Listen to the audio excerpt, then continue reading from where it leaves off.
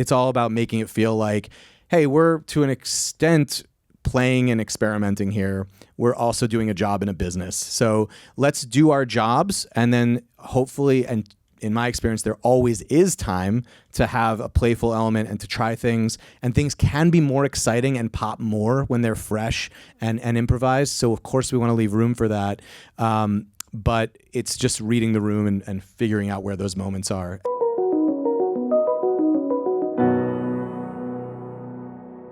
To start us all off, community is one of my favorite aspects of this industry. So I'm curious how you each have maybe crisscrossed paths, either in training or work.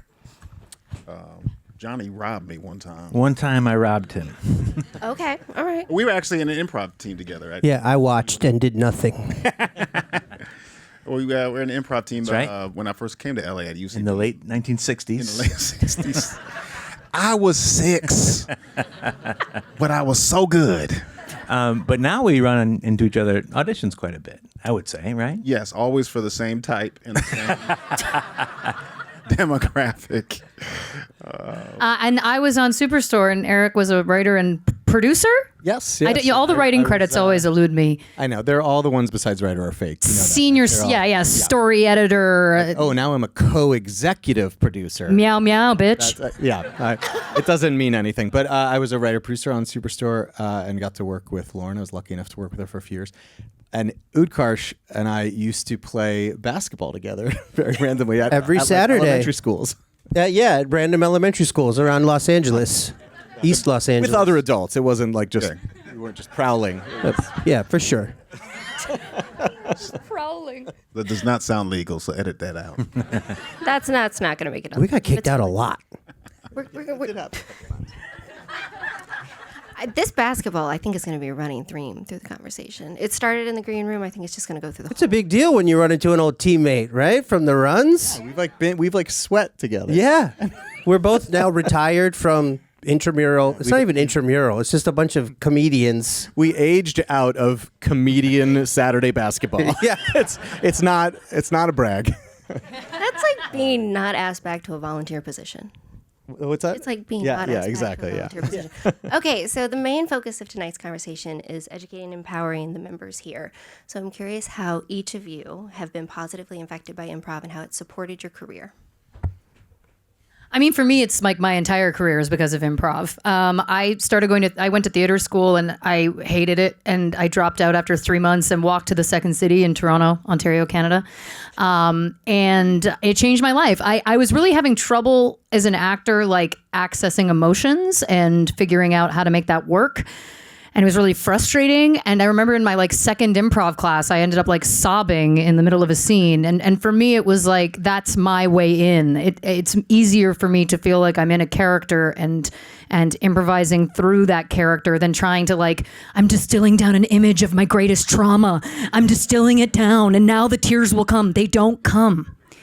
They don't come. So for me, it's they come, but always after when you get home. Yeah, when you're in the closet. Shit, that was it. Yep. Oh. Never on your coverage. Yeah, no, exactly. So yeah, I've used it in I've improvised in, I would say, every audition I've ever done, whether they liked it or not. And I was very lucky that on Superstore they let us improvise. And yeah, it's just my entire career is because of improv. I mean, same for me. I did a play in New York many years ago at the Fringe Festival, and I was at the time the highlight of my credits at the time. I was like, I'm doing this Fringe play. Mm-hmm. It's about to happen. And this guy, they kept letting this guy improvise. It's an original work, but they were it wasn't working, so the playwrights were workshopping and just kept improvising, let him improvise. And we kept improvising these long monologues in character, and it was like a magic trick for me. I was like, how is he doing this? And that's when I first came to know what improv was and how to use it. And then so immediately I started taking classes in New York at UCB in New York, and then eventually came to Los Angeles and UCB, IO West, and eventually became a main company member at the Groundlings. But yeah, I've used improv in every job, whether commercial, television, film, drama, comedy, it doesn't matter. It always comes up. And I think for me, especially since I got into the Groundlings and really we focus more on character-based improvising, improvising from a character standpoint. For me, that's been invaluable in everything because, right, you get a script, the character's already figured out, so they've done most of that work, and then now I can just, flow. And when everybody's stuck on something, or we need a button for a scene, or need to weigh in, or whatever, it's a lot of self-directing. Like I don't have to wait for the director to try and figure it out. It's like I might shoot off 3 or 4 before they yell cut, and then we can move on. But for me, it just allowed me to like free up on everything. Just like you were saying, like improvise whether or not they ask for it or not. It feels a little rude because writers have spent hours on this stuff trying to get these scripts approved, and we read them like, I know what's better for this character. Let me improvise some lines you didn't think you knew you needed. Yeah, I think you're going to hear the same answer from all of us in a lot of ways. Just being around other comedians makes you better. I could talk about it in a variety of ways, including I think we'll get into like some technique and how it helps you as an actor. But I think community, you mentioned community, and I think you all are both talking about that as well. Most of the interesting work I've got as an actor has come through my context in the improv community, who know me and know what I can do and are excited to see me audition for it. But also I was going to say about community, there's kind of like a mental health aspect of it too, of I have a home where I perform, and I have a show just about every week, and even when you're at your lowest, you've got a show and you're going to go do some fun stuff with your friends. I will give you an anecdote. I had an audition where it was not clear what I was auditioning for, and I got there and they said, take your shirt off and put on a motorcycle helmet. And I couldn't see out of the motorcycle helmet. And now they said, there's another guy in here that's got a helmet on too, and you guys are going to improvise playing volleyball. And it did that for what felt like 3 hours. Yeah. It was probably like 7 minutes. And then took the helmet off, and they were like, okay, thank you. And then I'm driving home on the 10, wondering what I'm doing with my life. In this humiliating situation. But luckily I had a show that night, and it kind of like makes it doesn't feel Dude, that was not an audition. And 2, what? I've seen that footage. It's on Reddit. Has everybody seen that? We've all seen it. This was an OnlyFans. Predated OnlyFans, unfortunately. I have a copy on my phone. And I will say, as the person up here who I'm confident has had the least success as an actor, on the writing side and casting shows, just to echo what Johnny's saying, I went through the UCB improv program, and one of the things I got out of it was just that familiarity with all these people who were better than me, that when it was time to cast something, there were so many types that you need for a guest star or whatever, and go like, oh my God, who'd be great? We can save a lot of time by hiring this amazing person that we know is great. And the other side is that I know this is actors, but a lot of us are also content creators or writers, or we're making our own stuff or whatever. And it was invaluable for me as a young writer to just figure out how to let things flow, and just like the yes-anding process of my own ideas, just as a writer, or bouncing things off another writer, using all those improv tools to just come up with creative stuff. And it really helped me, and still does in a writer's room. Yeah. Even more valuable, I would say. Well, it's for me, it's a gift and a curse that has taken many years to sort of learn how to be professional with. So from a young age, 13, 14, I just get very excited when I'm in front of people, and I get really joyful, and I love the exchange of energy that we get to have as performers, as an audience. And so then I just start saying shit that's not on the page by accident, like in Shakespeare plays. I will be taken by the moment, which is great for the audience, but for the people that you work with, it's not very respectful, the writers and such. And I used to go into auditions just sort of assuming that this charm or improvisational wit would get me a lot of credit, which it did with some people. And then there were people who were like, bro, I wrote this. Can you say it? And the truth was, no, I haven't even read it or prepared it, and I don't know it at all. I'm just hoping that I can bank on my ability to sort of like have so much fun in the moment that you'll see past the fact that I'm not ready to be here. So I've sort of had to, over time, learn how that the best way for me to improvise is to be 100% prepared with the script, to know the character through and through, to have structure, like you were talking about, to sort of create a safe space for myself so that I can let that kid or that little monster, the Tasmanian devil that I've always had, be like, all right, I've created your parameters. Now you can go. I'm going to give you this button at the end of the line. I'm going to give you in between these two lines. You get 6 seconds to be a psycho, and then we're back on the script. And that's sort of how I've tailored it to work amongst my fellows professionally in a way that's been, I'm doing it. So that's a sign that people are hiring me, which is good. I will say from a showrunner perspective, producer perspective, that is very good advice for everyone, I think. I think it can be frustrating. There's a lot that goes into many drafts of material, at least on the types of sitcoms that I've worked on, that it can be a lot to come in super hot with like a lot of your own ideas when let's give it a chance for this stuff that's been worked on very hard to work before we mess with it too much. And then it's like this invaluable icing on the cake when you can add something, you can add a blow, you can let yourself go once we know that at least there's like a safety to feeling like we're covered and now we can play around a little bit. Yeah. I did a show called White Famous for Showtime, 10 episodes. And I never did any take the same way because I was very proud of that. And then Tom Kapanos, I think that's his name, Californication guy. He was the showrunner because they stole the show from Jamie Foxx, but no big deal. And I remember meeting him at the cast party, and I was like, "Hey, man, we don't talk much. Like, do you like me?" Very insecure, very secure actor.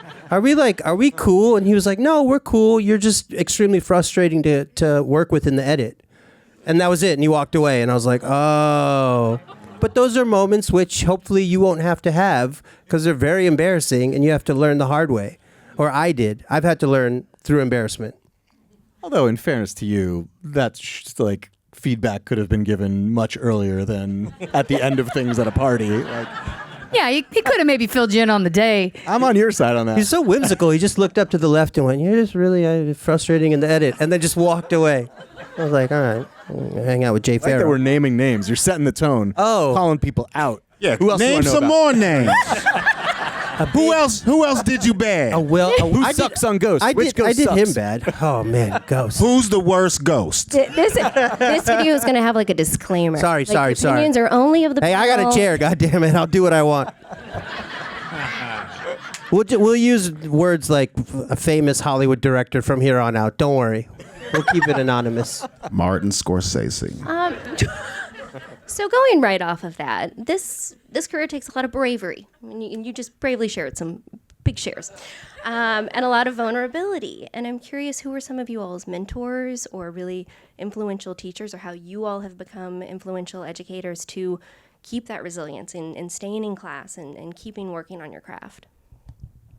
Ooh. Sorry, I didn't mean to take it. You know, you should pick people because we're all being very polite to each other. Lauren, you go. I'll go.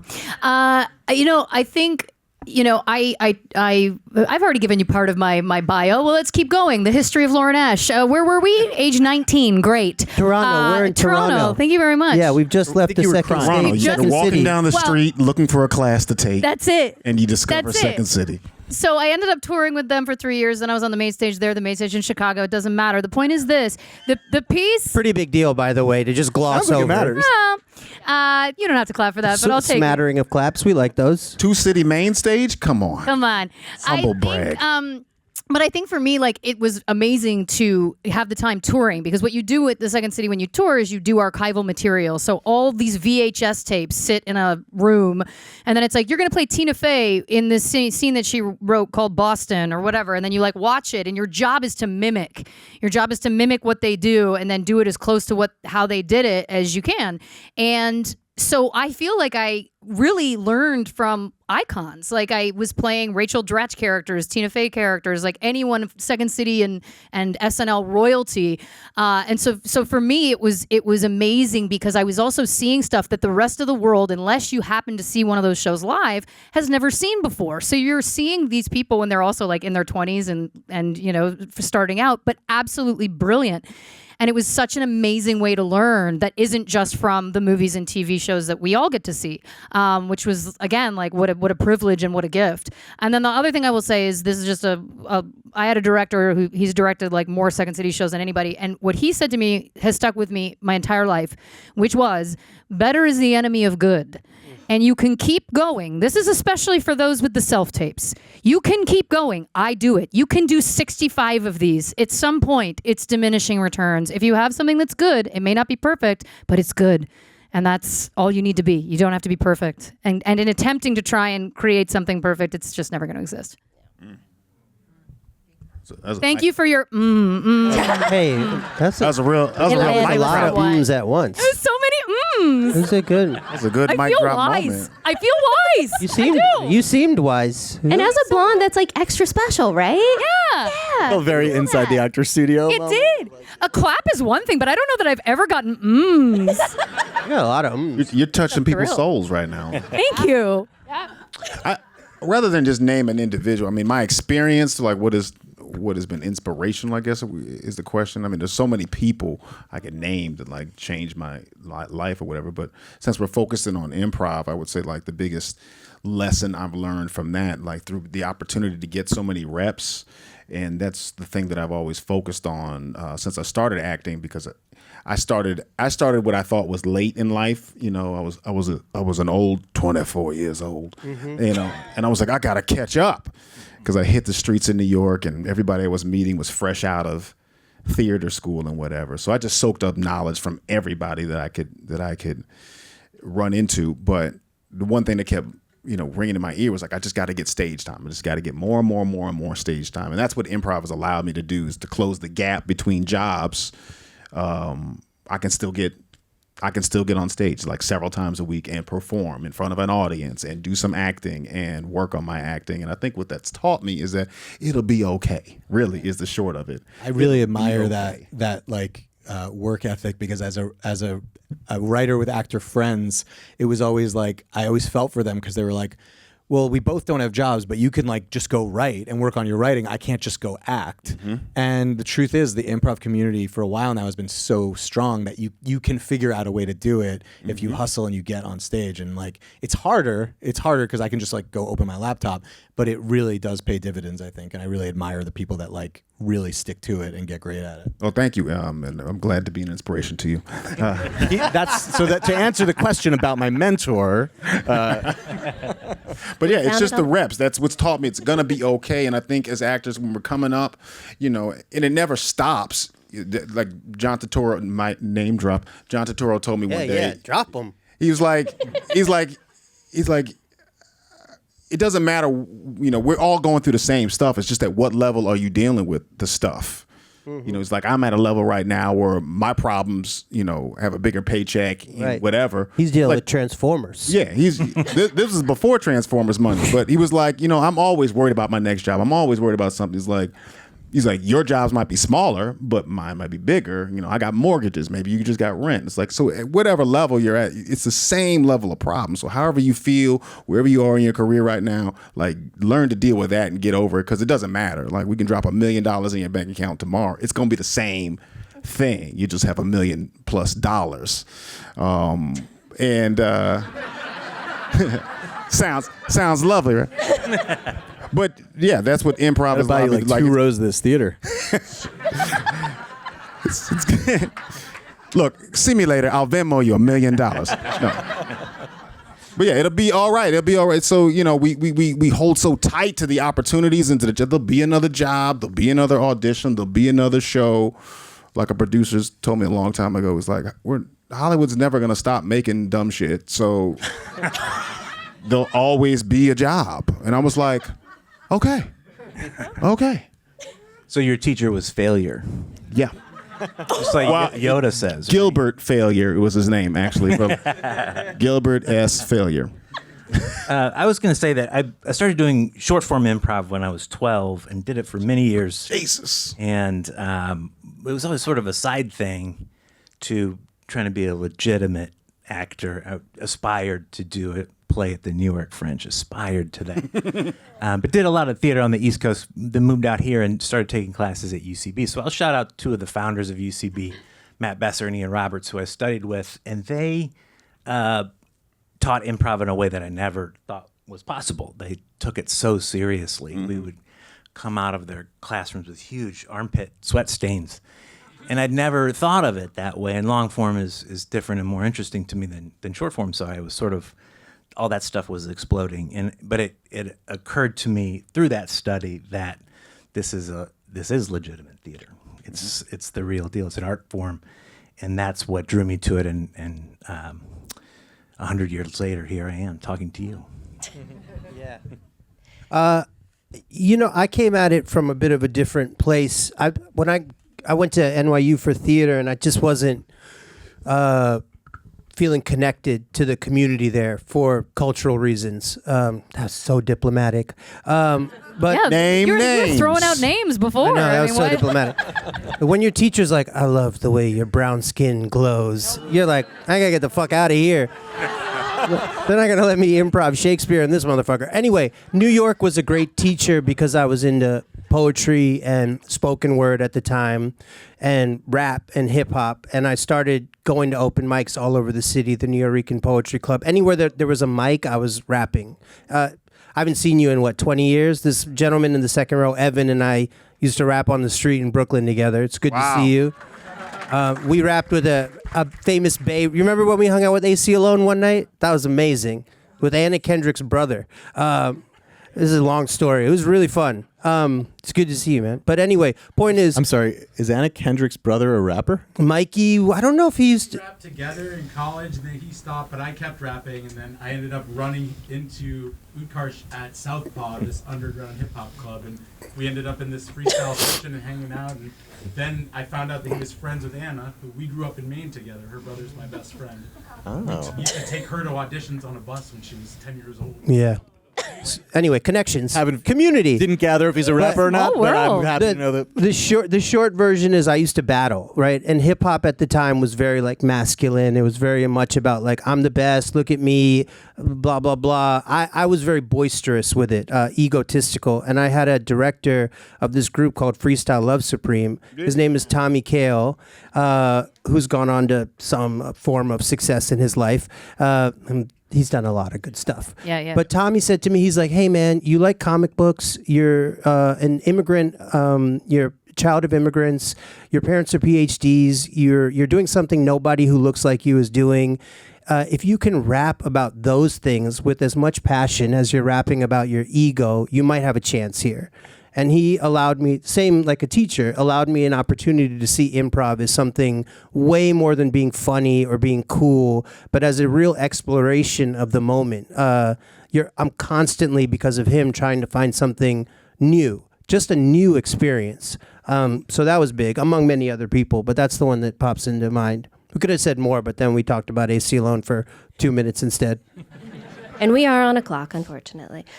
Staying on education for just a moment, I know that this is a loaded question, but can you give us a brief or broad strokes of UCB and Groundlings and how not only you all empower the actors with improv in the room, but also to go out into the audition room or their self-tapes or on set? Is this a loaded question? Gang warfare. East Coast, West Coast. Y'all, What set you claim? I was. Yeah, this is battle. They're never gonna invite me back, y'all. No, it's a great question. It's a great question. I'll start. Go if you right want me ahead. to. So as Leonard already mentioned, Groundlings has a much more character-focused approach to the work of improv, whereas UCB is famous for teaching a game approach to it, which is really discovering within the scene as we're doing it, what's the funny idea that we're playing here and playing to that. So it's almost a little bit more of like a writerly focused approach to the work than exploring character. And correct me if I'm wrong about the Groundlings approach. But so there's a little bit more of like what's the base reality? What's the unusual thing? And then once we found the unusual thing, aka the funny thing, we can ask this question. If this is true, then what else is true? And that's how you find the comedy beats of your improv scene. So I can give you like a concrete example of how that can help you as an actor, and it's helped me tremendously as an actor. Most of my auditions are commercial, and that is where you're encouraged to improvise. You're not always encouraged in theatrical auditions to improvise. And they always want a button at the end of the commercial if you're doing this, right? And so having that training, that game-based training, makes it so much easier for me to find that button, because I'm asking, if this is true, what else is true? Mm-hmm. I'm grabbing those sides, and the first thing I'm doing is scanning it and saying, what's the game of this scene that I'm about to do? And that makes it so much more easy to do a button or just continue the scene or even beat a line, especially if the casting director is like, you know, some of these lines are not great. Can you beat this? I'm always like, yeah, I absolutely can.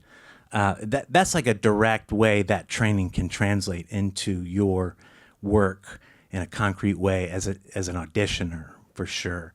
But just improv in general, I don't think this is UCB specific, is so helpful to me as an actor in terms of committing to the scene, being an active listener in the scene, and making choices. Because in improv, you don't have a choice but to make a choice. And sometimes when we're acting, we have a script, we're holding off on making acting choices. And improv really helps you drive that. And I just want to touch one more thing on active listening.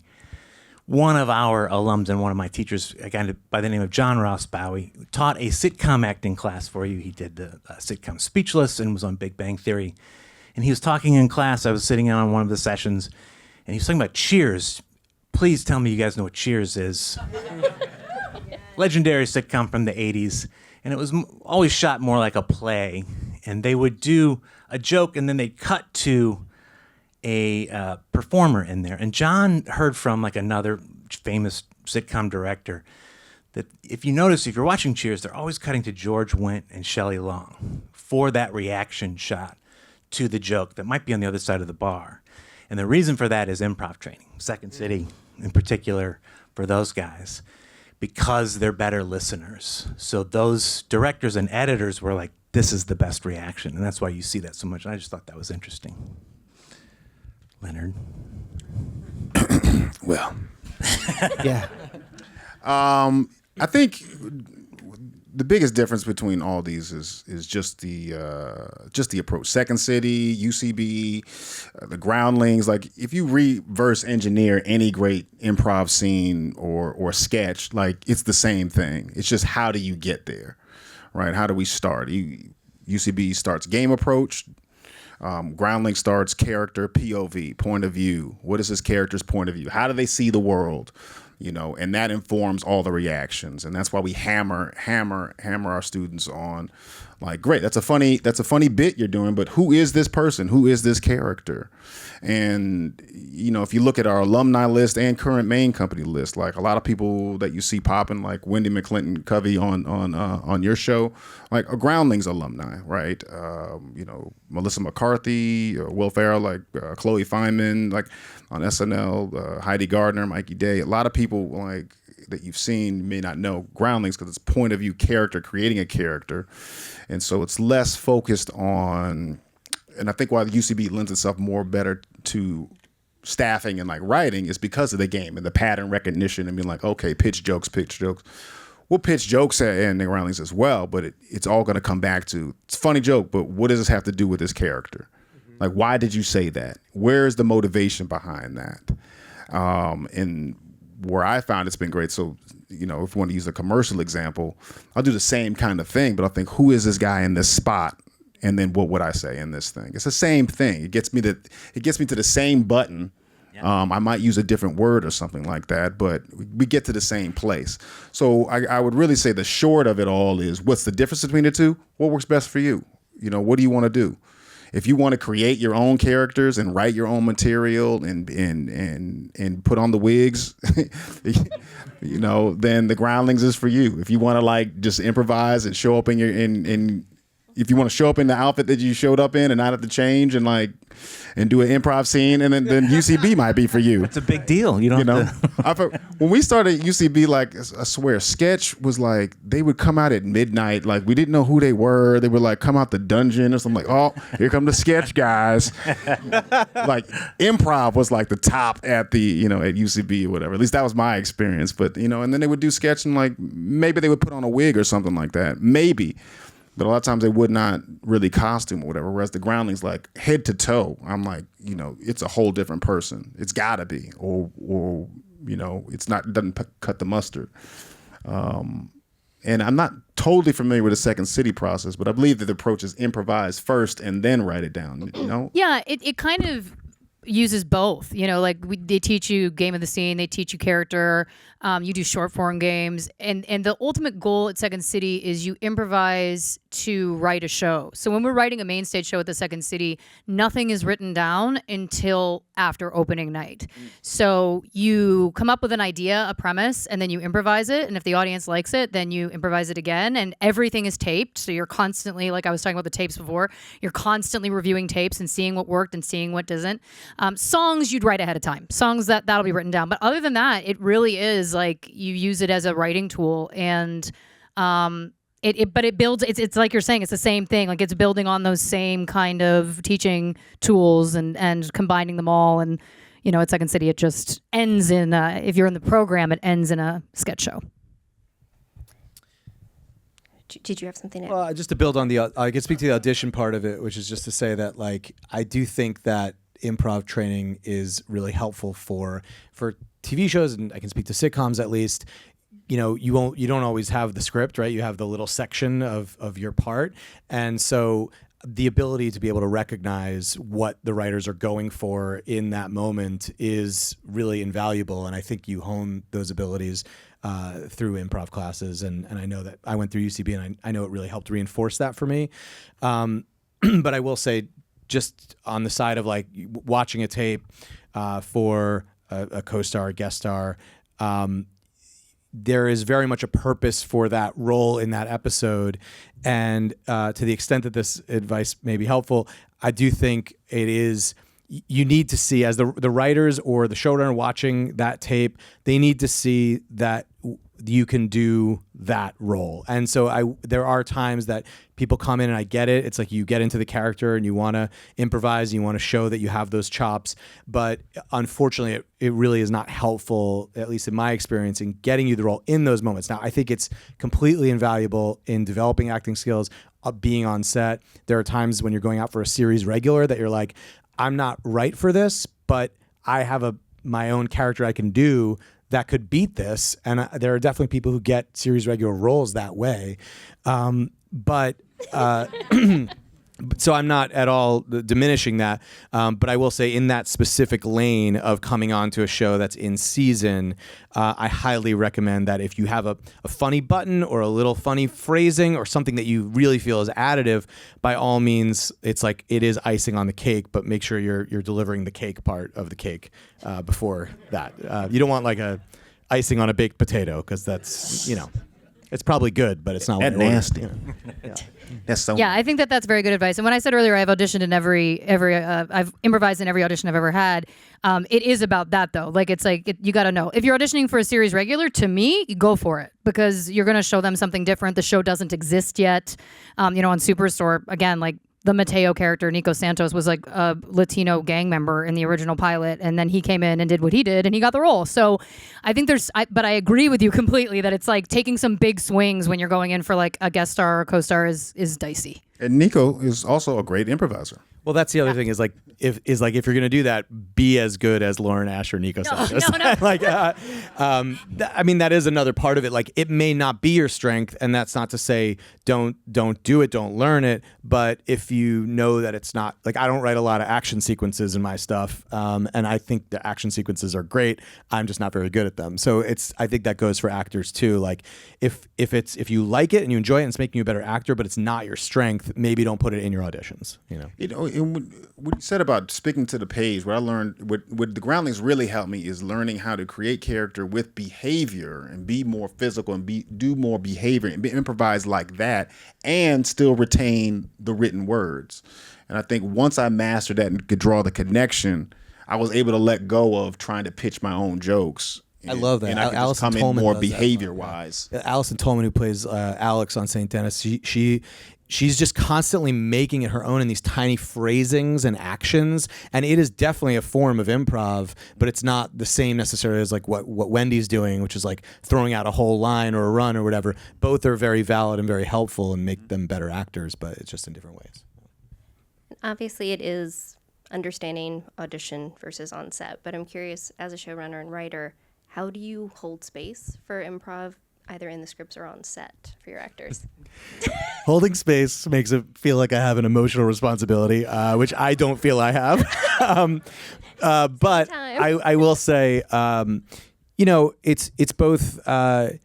It's strategically unsound to get people like Wendy McLendon-Covey on your show and not have her improvise from time to time. That would be dumb. I also think she would probably like it less, and I think it's just a process of learning who in your cast likes it the most, who is really strong at it, because it's everyone's time on set, and time is money, and it's people's livelihoods, and people want to get home, and everybody's happier when we're efficient. So I think I tend to fall on the side of like, really, let's get what's written and then let's start throwing things out. And I try to give positive reinforcement. Whenever there's like something thrown out and it works, then it's like, yes, do that again, or give me another one of those if I feel like it's close but not quite there. So I think as an actor, it's like, read the room, listen to what is, if it's thrown your way, like, hey, can we actually get it as written? Probably don't go back to what you were trying, because they're probably politely telling you that they didn't love it, which is fine. It's like a safe place to experiment. But I think it's, to answer your question, it's all about making it feel like, hey, we're to an extent playing and experimenting here. We're also doing a job in a business. So let's do our jobs, and then hopefully, and in my experience, there always is time to have a playful element and to try things, and things can be more exciting and pop more when they're fresh and improvised. So of course we want to leave room for that. But it's just reading the room and figuring out where those moments are. And to the last point of being ready with training, if you're acting across from a Wendy or a Mecky Leaper who improvises a lot, and they throw a line at you that's not in the script, you want to be ready to react, and you don't want to just be like, oh, that's good. That would be bad. So it's all valuable, but a lot of it is just like reading the room and using it when it's right.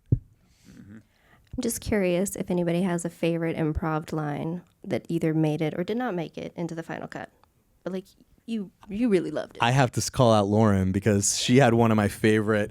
It was such a good improv that it became canon for the show, and it was on my episode, I believe, where she said, I'll probably mess it up, but she has Dina in Superstore. She said something about, it was a thrown off comment about, I've been this way ever since my dad left me at that gas station. That was literally what I was going to answer this question.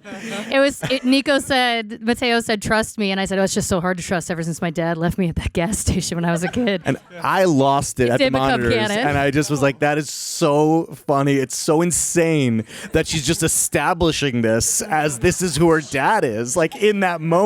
Like, and so, but it was so funny that we were like, well, we have to use this. So that's who her dad is. Like, he left her at a gas station.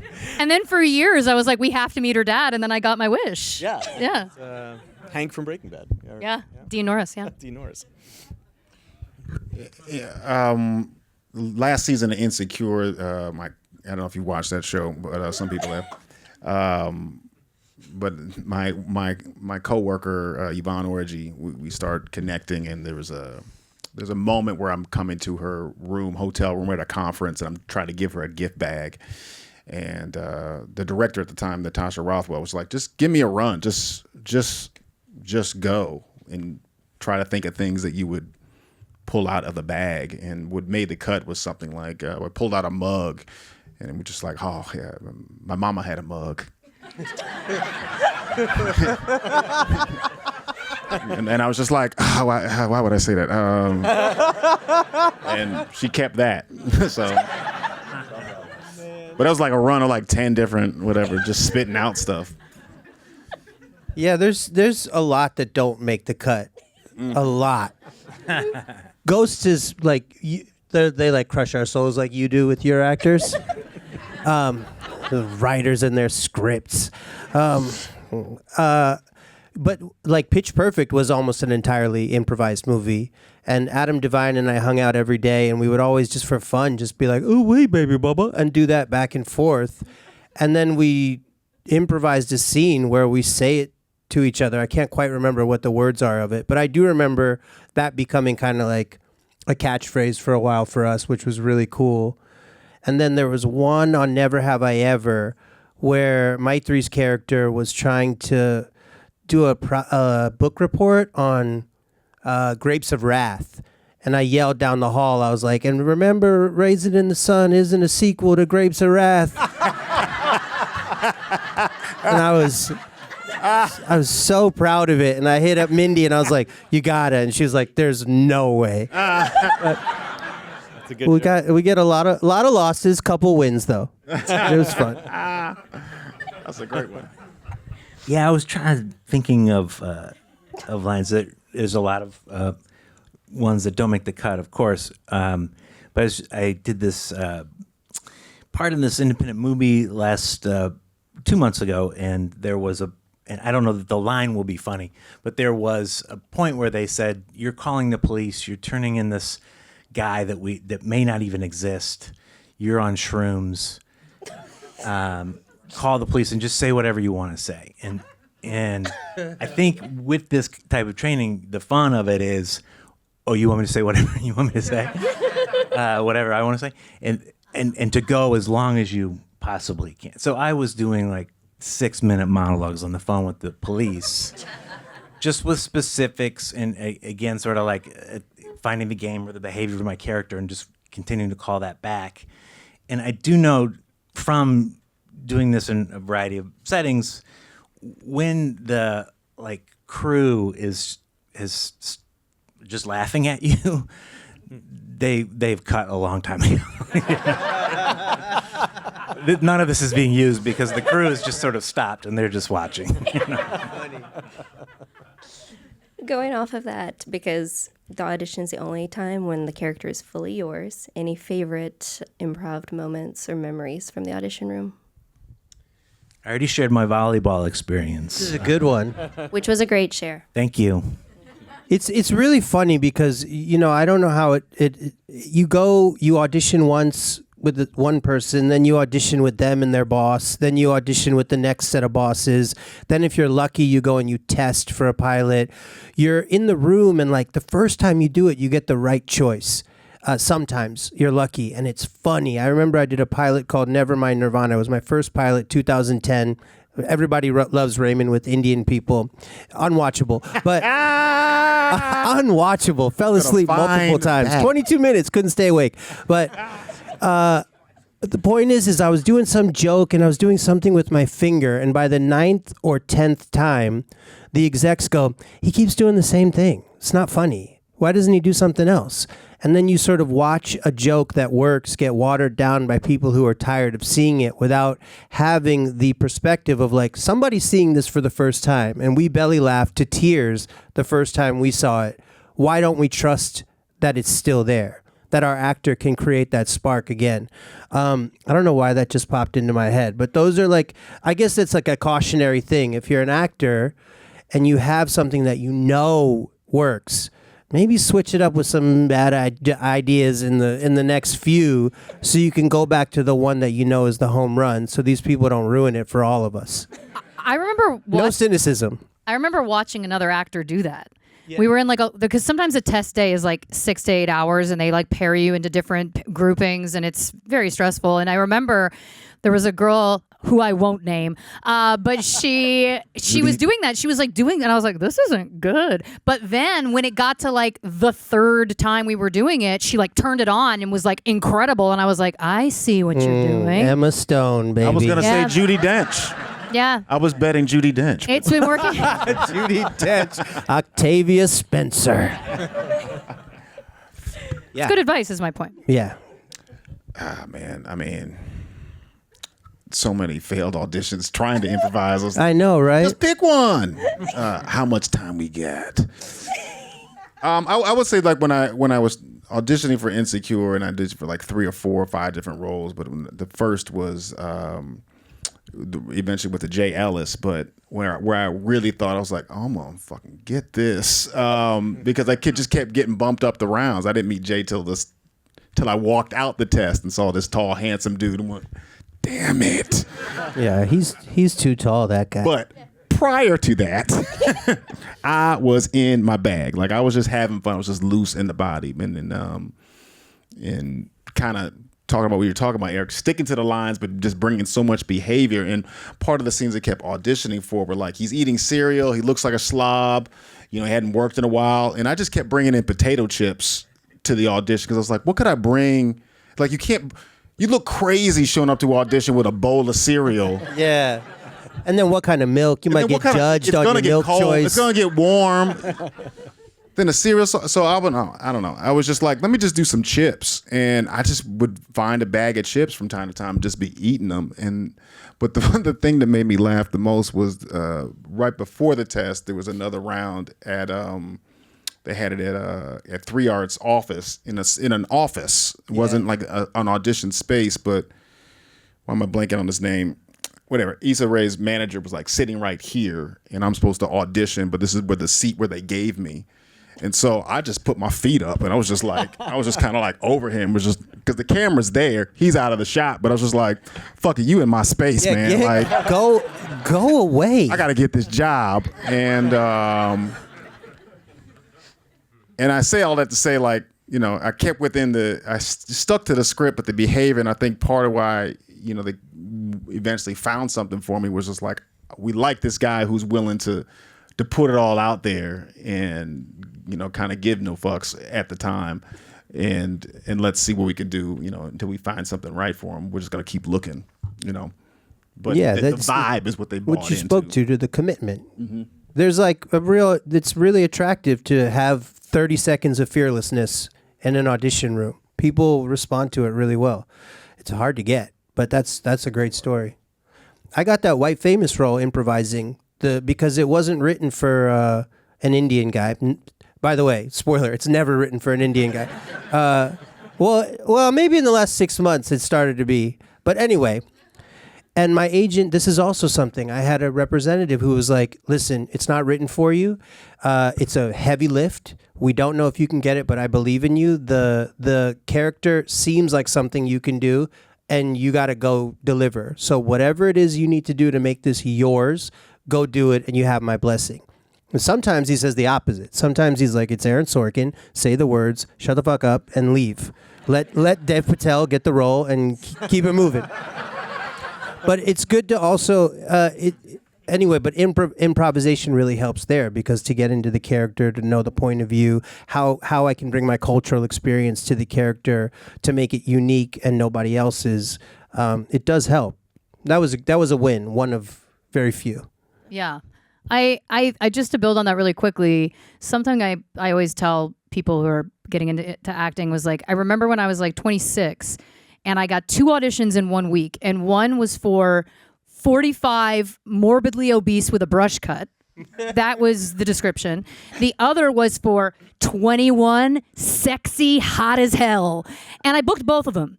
And it's such a reminder, because I know, like, over the years, I know a lot of actors, and people can get really hung up on, like, but I'm not right for this. This isn't me. And I'm like, you don't know that you're not. You got to tell them that you're right for it, right? Like you're saying, like, it's like if there's any wiggle room in terms of like what you bring to the character, it's like that's what they think it is, but until they see you, you don't know. So yeah, being able to kind of like see something and see what you can bring to it and how you can honor it, but then also bring your own personality and who you are, is helpful.